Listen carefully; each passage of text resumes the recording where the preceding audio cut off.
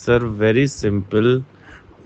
आप यूनिवर्स को डायरेक्ट नहीं दे सकते, आपको यूनिवर्स को देने के लिए एक मीडियम चाहिए। So I am being a medium, जो आपसे लेकर के यूनिवर्स में सब चीज़ें जा रही हैं। ठीक है, तो ही यूनिवर्स से वापस आ रही है, and I am being a medium जिससे आपको चीज़ें आ भी रही हैं।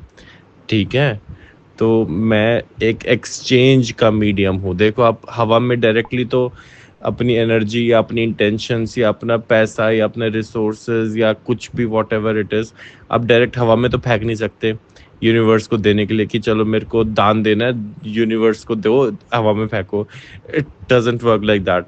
तो आपको कोई मीडियम ही तो चाहिए ना। एक गरीब बच्चा चाहिए जिसको आप दान दो, या फिर कोई संस्था चाहिए जिसको आप दान दो। तो वो गया तो यूनिवर्स में ही ना। संस्था कौन होती है? संस्था कोई नहीं होती।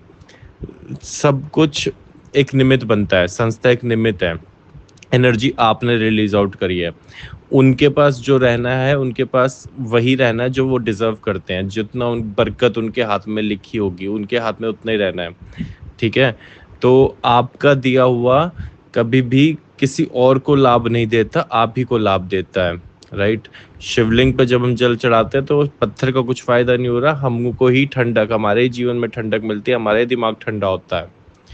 राइट। सब कुछ हम अपने लिए कर रहे होते हैं, दूसरे के लिए कुछ नहीं कर रहे होते। तो आप जितनी दूसरे की हेल्प कर रहे होते हो उससे आप ही कोई अच्छा लग रहा होता है, और फिर आपको जब अच्छा लगेगा तो आप सेटिस्फाइड रहोगे, और जब आप सेटिस्फाइड रहोगे तो आप हेल्दी रहोगे, जब आप हेल्दी रहोगे तो so and so, so and so, so and so, sir.